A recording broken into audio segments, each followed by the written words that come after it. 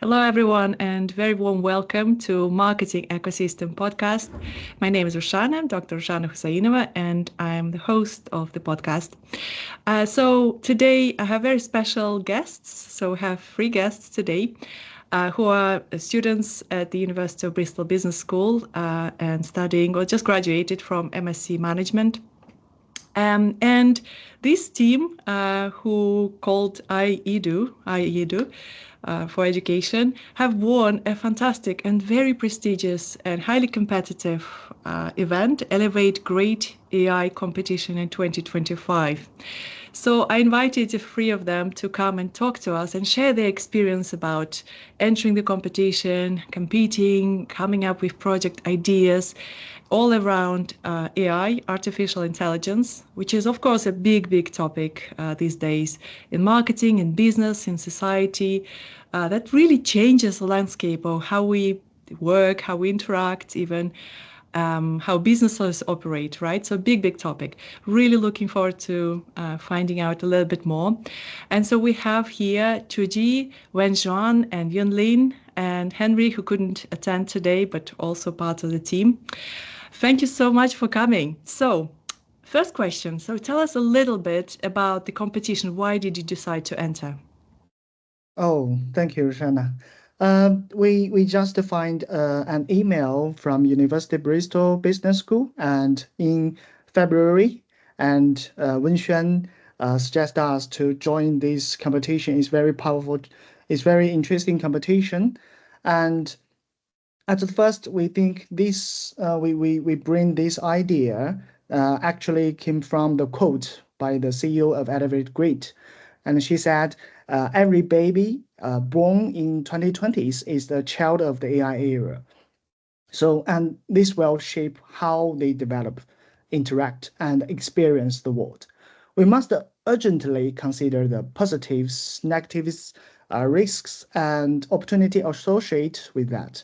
So that really struck us, and it made us ask ourselves, how can we make sure the relationship between AI and children is handled in the best possible way? Yeah. Very Yeah, interesting. yeah, and I have some.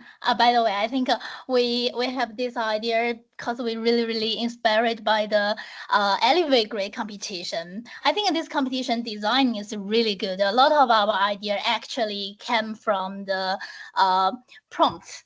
And also combined with our own background research. For example, the first round they asked us to image a children's day in 2029 using AI.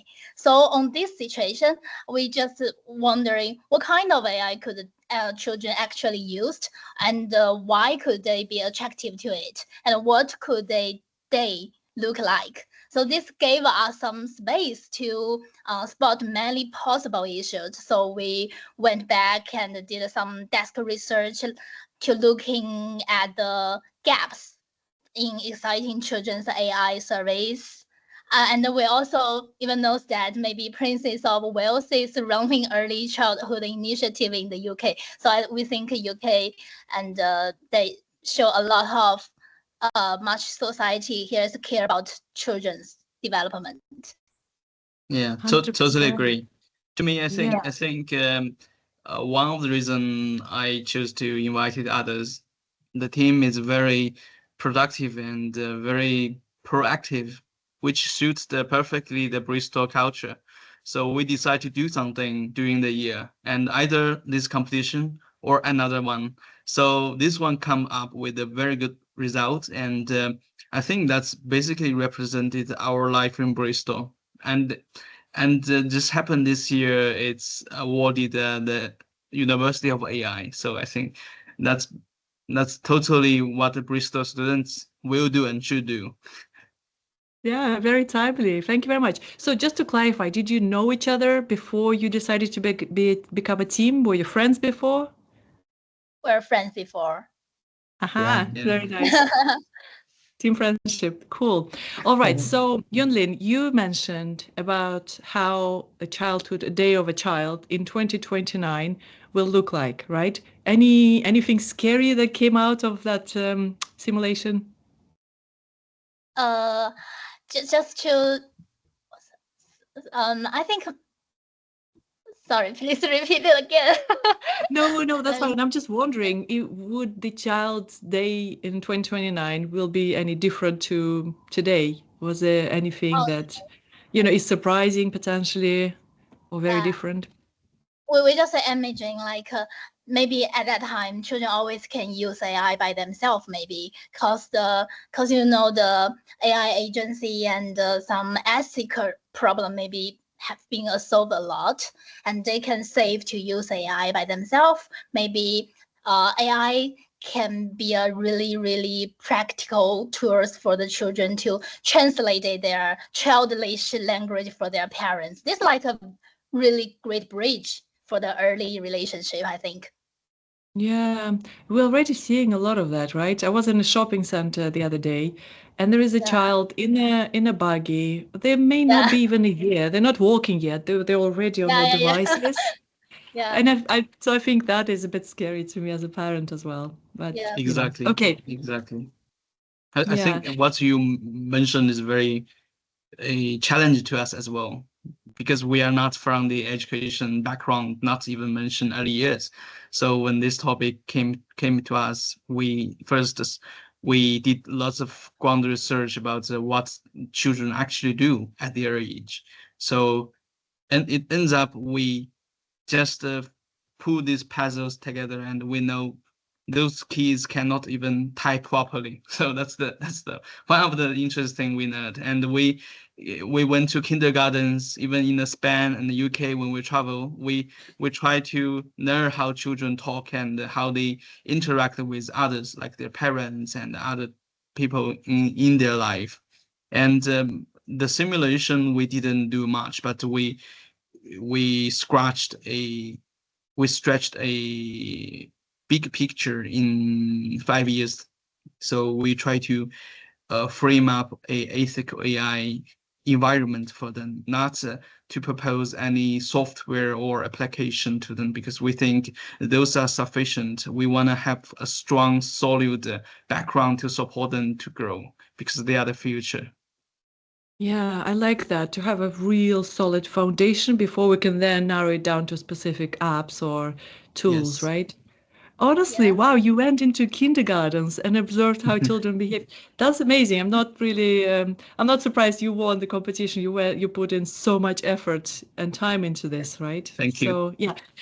thank you. Okay. So my next question, what did you do? What did you do for your market research apart from visiting places and observing? Did you use any tools? Did you use AI? If so, any specific applications?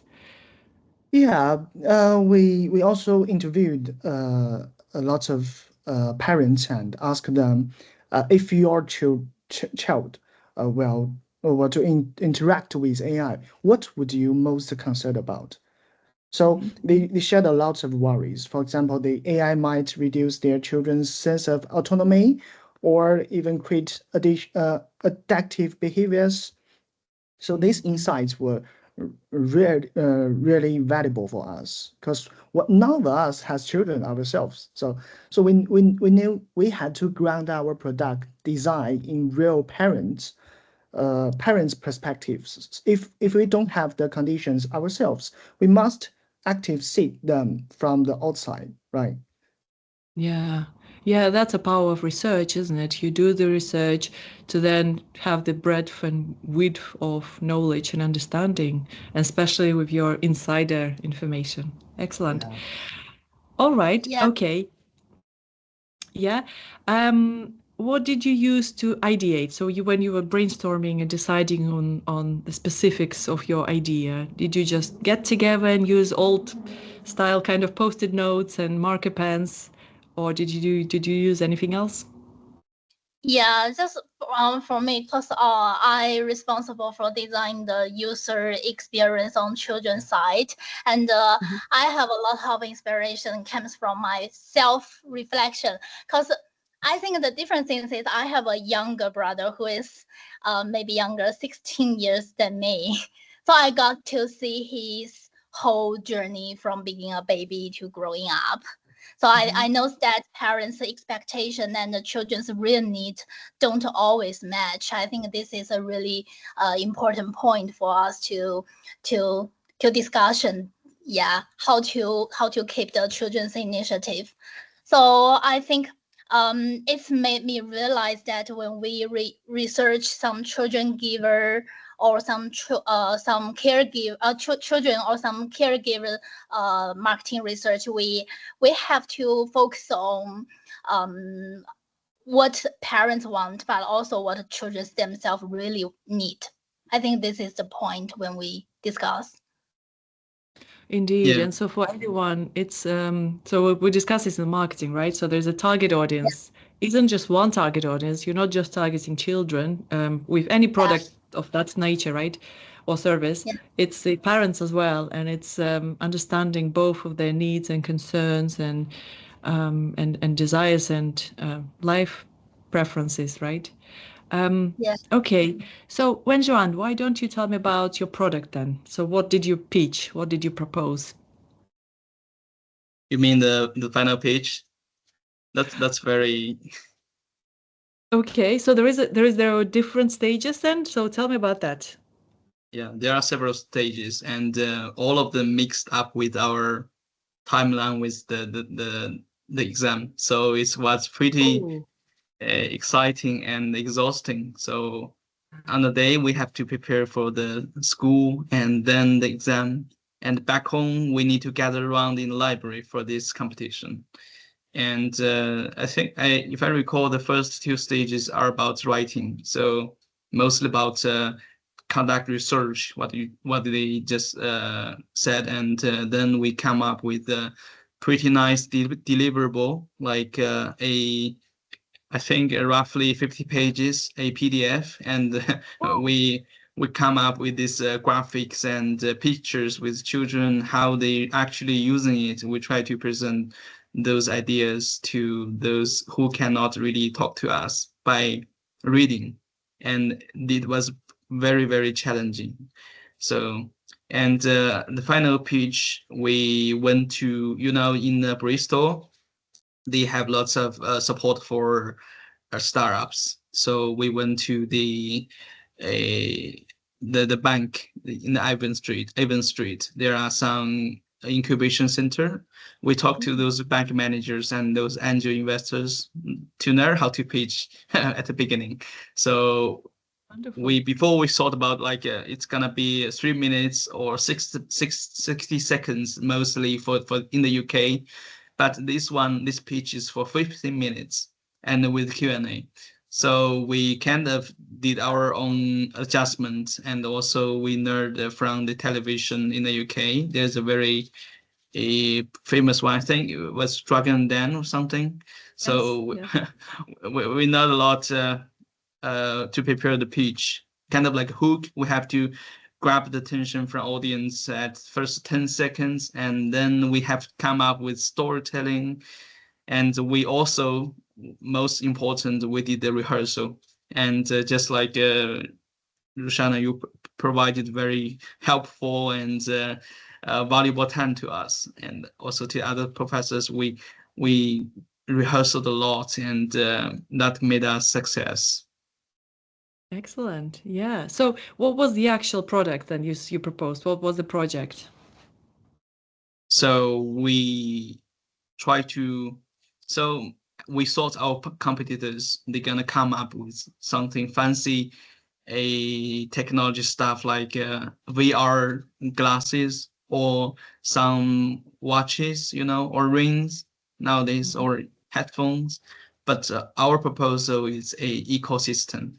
So we try to integrate this idea with NHS in the UK to fully support from government, from top to down, all the way to the kids, and also bottom to up through kids to their caregivers like parents and school caregivers, and those ecosystem with the three sides, so kids and caregivers and the government.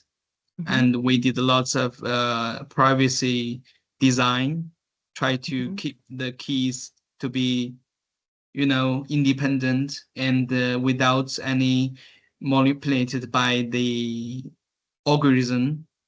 Yeah. Those did a lot to us, even for us, even for me, like TikTok or we try to protect the keys and try to do most rigorous way to design the product, and we come out with the ecosystem that's gonna be split into several ways to implement, like infrastructures, how to build those cloud computing center like Isamba AI in the Bristol or Cambridge in Dome, and that's for government. So there are several products. For kids, is like a software that they're gonna present their own ideas empowered by AI, and to their parents and caregivers, to truly speak about themselves and have their autonomy. And for caregivers, they're gonna learn from the kids and to listen to the kids, and so there are many other ways to develop the product. I think that's very interesting to share. Yeah, wow. I can only imagine what the future of interactions will be like in families or in between caregivers and children, right? With AI powered tools. Yeah. Exciting and scary at the same time, I must say, for me personally. What do you think? Will you accept those things happen in 5 years, or it's too fast? I really don't know. If you look at 5 years back from today, so now it's 2025, yes? In 2020, I haven't even heard of ChatGPT. And today, most people actively use it for various, even daily activities, right? Yeah. So if it continues developing with such speed, it's very likely in 5 years' time it will be even more present in daily life. Yeah, My totally. biggest concern, though, with that is the environmental costs. So Mm, it's obviously easy to say that, okay, it's going to be part of a life, right? Or we should use more so that AI learn in how we interact, so it could be more human in its interaction. But I've read somewhere each search, even, if you say thank you to, say, ChatGPT or yes. Copilot, which now uses GPT-5, right? Even a thank you cost the earth like half a spoon of water in cooling the systems, in hardware. There's Yeah. also obviously things like the leftover hard wires that go into land waste and things like that. Yeah.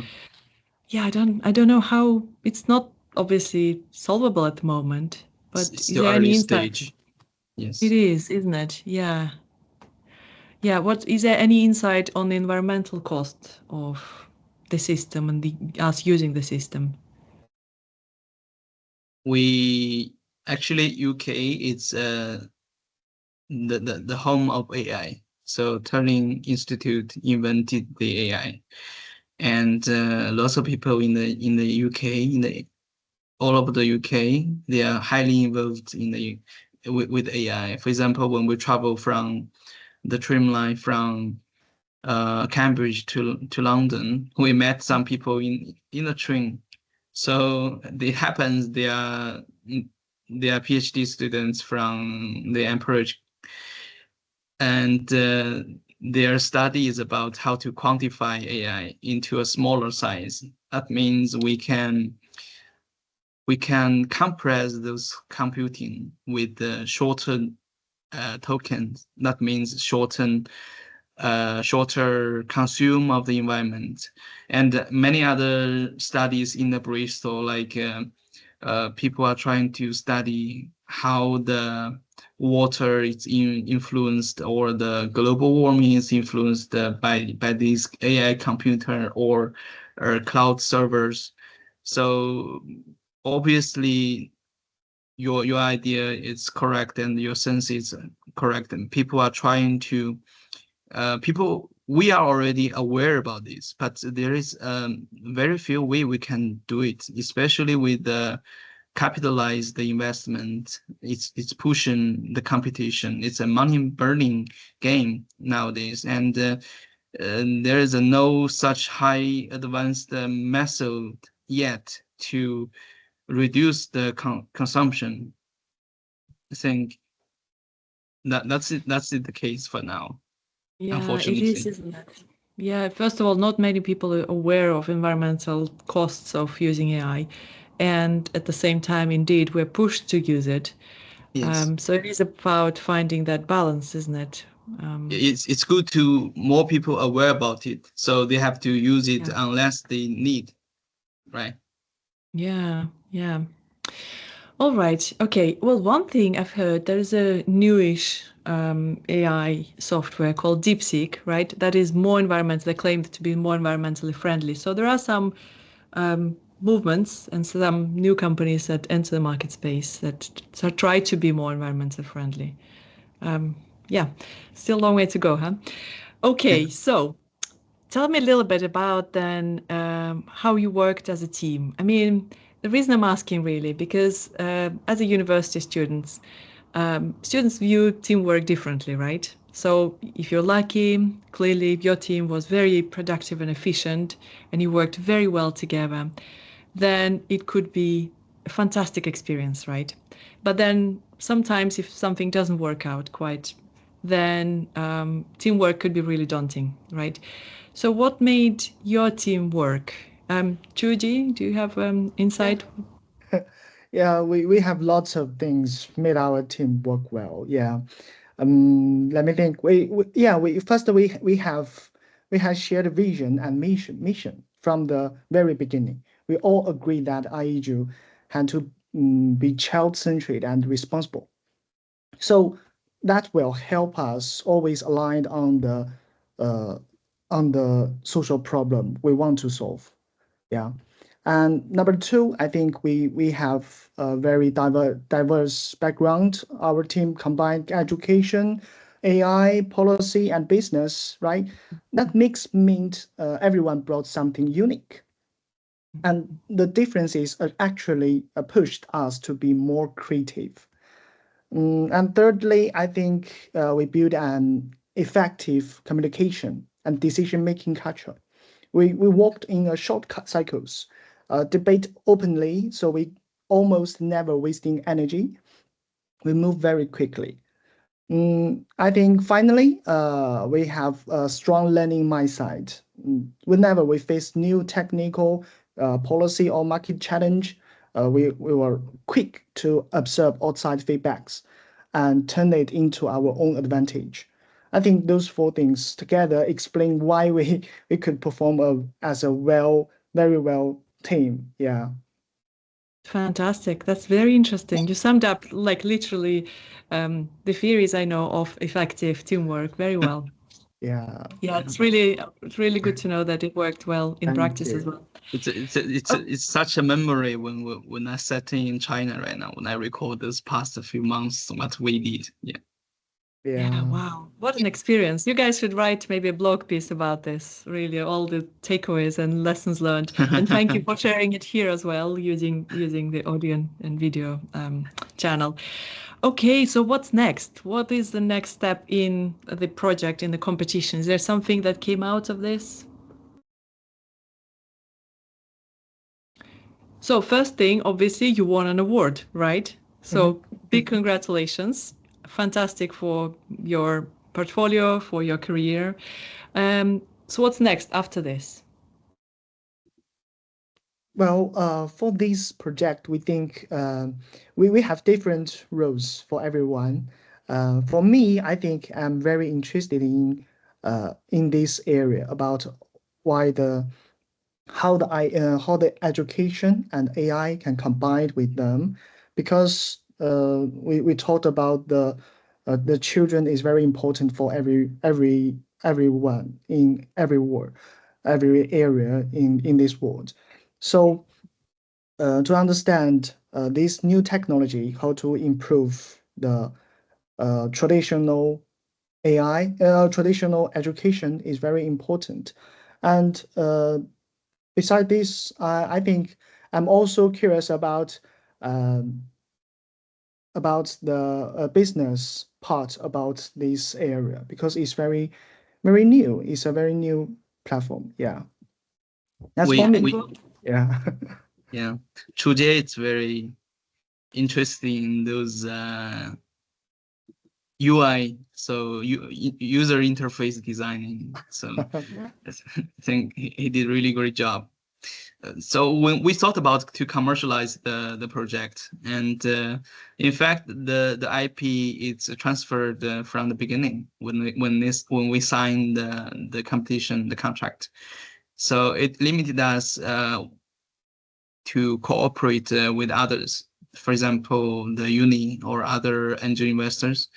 And but Elevate Great, the organizer of the event, which is great, and they invited us for a workshop in London, and we had a very proper dinner.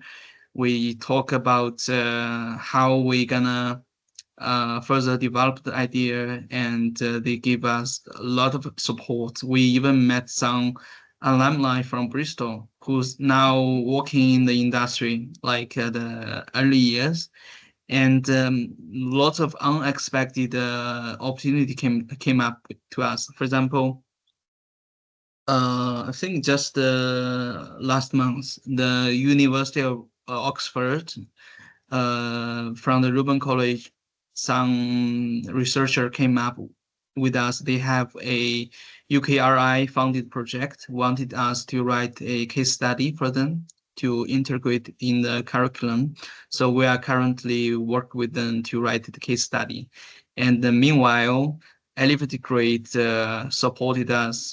So we talk about in several rounds, and they very generously to decided to release the IP back to us, and which is it's still ongoing. We are preparing for the contract, and the team is not yet ready for commercializing, mainly because we have different, as Chuje just said, we have different goals, personal goals. For example, some of us gonna back to China, and some, for example, Yunlin gonna head up to the States, and so it's very hard to work internationally with this very specific the niche market. And but this market is very promising. It's out of our expectation. We didn't sort many. So kids are very important. They are crucial. They are the future. But we rarely really notice about their needs, and they're presenting. They are like invisible in our life. But when we really into this project, into this competition, we open our eyes to look around. They are actually everywhere. They're not invisible at all. They are very, very visible. The thing is, if we care about them or not. So the the market demand is huge, and many other business like us didn't look into the reality. So they thought kids are kids. Kids don't have their own feeling. They can make decision for them, but which is wrong. Now we fully respect all the all the opinion, even the little ones. So when they said they want chocolate, they mean it. We have to reconsider their request. Like this way, we should how we gonna cooperate with the Oxford University. It's bring this concept to them. Like we should design our case study or the curriculums with ethical AI, with the responsible AI for the children, for the little ones. So I think that's gonna be where we're heading up, where we're heading to. It's about back to research, mostly, and it's the opposite way of commercial yet. Fantastic. Yeah, very meaningful. Thank you. And kids, this generation, I have kids, they're different to how I remember myself when I was little, right? And they don't come with instructions. So, yeah, it would have been great if there were instructions on how to operate, what to say, how to behave, when to support, how to support, and things like that. So, yeah, actually, you're convincing me now. Maybe hopefully AI could help us a little bit with better to be better parents potentially even. Yeah. So Yinlin, you heading to US, what's your plan then? I think because from this project, I feel a lot of things from like our leader Wenxuan take me a lot of insight. I think a project is really, really interesting. If I can put a product or a project to be 0 to 1 to go to the market, that's brilliant. So I try to learn from the UCLA school to study a lot about how to make a great project management, focus on concentration in Agile. Yeah, I hope when I study a lot, I can try my best to put this project to be the commercial. Just to say, Wenxuan say that this is not time, but maybe in the future we can do that. Fantastic. Very best of luck in everything you decide to do in the next kind of chapter of your lives. And I think Yeah. this is what education is. For me, that's about experiences, that's about building networks, it's about building friendships, and the network that you build stays with you throughout your career, isn't it? And Yeah. I'm honest and open, even with my children. You don't need to go to university to start your own business, but university does give you that opportunity to have more friends, to have international friendships, to Indeed, build your yeah. networks, and Yeah. to have these fantastic experiences, right? Yeah. Totally. So just to round up, can you each give me maybe one piece of advice you would give to all students starting their master's degrees or undergraduate degrees? Can you just maybe share one thing that you would advise to them as you would advise to yourself back when you started your program? Yeah, I think, Juji? Yeah. yeah, thank you. I think for me, I advise that if you have any chance to uh, have lots of friends, you can do same things or have one idea, just to do that, with your friends. And this area in university is very different from the society. So this area is very unique, and you can use that unique area to do everything, just to do, not do not stop that. Oh, I just want thinking. No, just to do it. Yeah. Excellent. Thank you very much. Wenjuan? Well, I think my classmates who I have met in the Bristol are very young, so they probably just came for study or for travel to see the world, which is great at that age. But sometimes we have to, especially when AI is coming, we have to rethink who am I and what I'm gonna do in my life when you see the robots gonna perhaps replace the position I supposed to have in the society. So to think early, who am I, and to plan the life as early as possible. Not need to hurry, but as well, no need to be panic. Just be brave and fully involved in this change. Only if we are involved, we know where it's gonna go, what's gonna happen, where it's gonna go with AI and with life as well. So just be brave and be involved, not just like Trudia said, just watching. We need to be brave. Yeah, Thank in you. my opinion, I think another important thing is collaboration. So I think don't just stay inside the team, but go out and connect. So don't be afraid to network upward. For example, we try to reach out through the consultations and the coffee chats and the mentor meeting. This brought us support from University Business School and also Insenbird AI, super computing centers, and also some silver industry experts. Yeah, this is a really, really good person to support us to keep going, right? For example, and also, for example, we also can have a lot of different resources to do some brilliant things. Yeah. Fantastic. Thank you so Yeah. much. They're really, really meaningful advices. So just do it, go for it, really reflect on what are you doing, what's your future going to be like, move with purpose, right? And collaborate, reach out.